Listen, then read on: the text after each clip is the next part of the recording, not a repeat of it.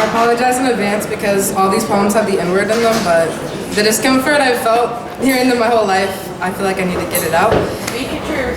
Thank you. This is called In This Body, Part 2. In this body, me stop. I stand out. Part of me wants to, part of me has no choice because being in a body like this with a voice so loud, I am bound to be seen. Big afro, braids to the waist, brown sugar skin type of glow, with smells of a black woman. Like cherry blossom and cocoa buttercream with that she's always trying to grow, she knows who she is, confident ass woman type of flow.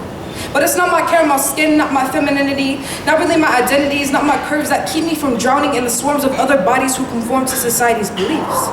What makes me most different is mi corazón.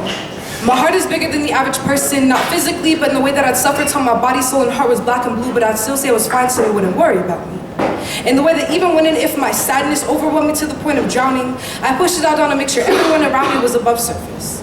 And the way that I stick up for the underdog, for the lost and broken souls any day, I protect the people who are constantly erased and worn away by a society too selfish to change their ways.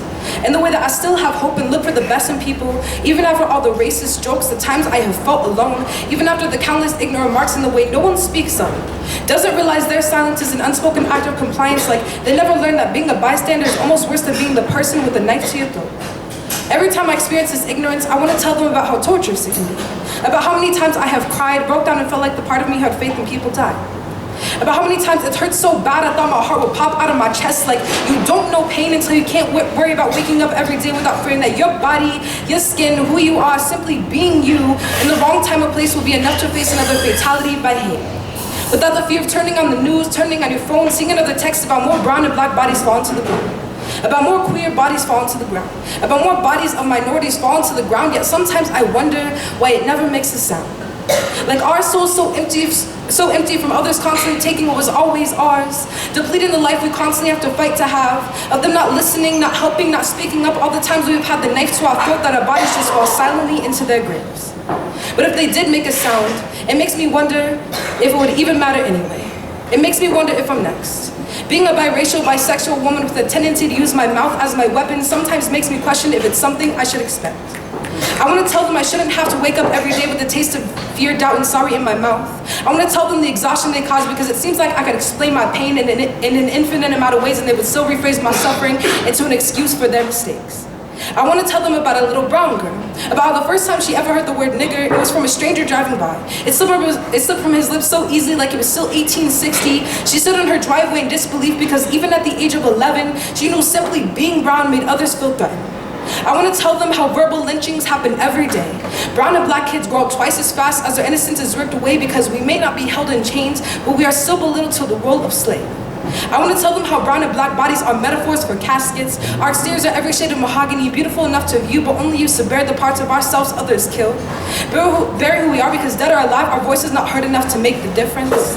Places where others bury the parts of themselves that no longer hold life, that no longer hold what is supposed to be human in the first place. But I guess we never learned that being human and becoming it are two separate things.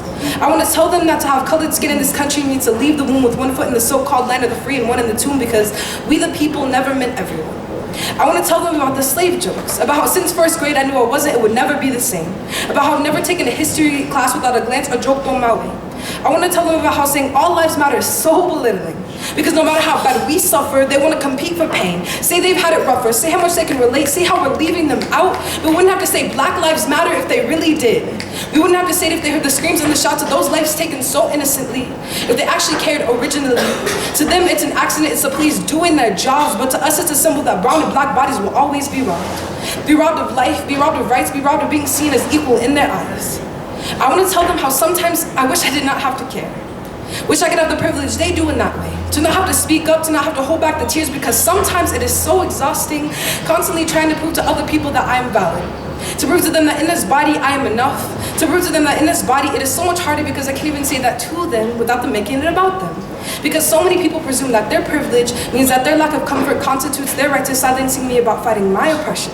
I have to be compliant, I have to be a laid-back black, non-threatening, like their favorite token black girl, the one who sits there and laughs at their bigoted humor, their racism, their homophobia, their sexism, their ignorance, because they're always making our pain into their joke, our skin tone into their advantage, enslaving us in our own oppression, caging us in our own grief, and every time someone tells me that racism doesn't exist, I laugh in disbelief. Sometimes I just want to scream so loud, I just want to put my hands up and say how tired I am of fighting to make them believe me. Surrender with my white flag and peace, let them know that they've won. They pushed out in science a little brown queer girl because they couldn't stop speaking for a second. Couldn't put a leash on their rabid egos to realize we're supposed to be on the same team, human. But more so, every time I stumble upon their foolishness, I want to tell them how beautiful black and brown bodies are. How beautiful rainbow bodies are. How beautiful Spanish-speaking bodies are. How beautiful foreign bodies are. How beautiful Muslim and Islamic bodies are.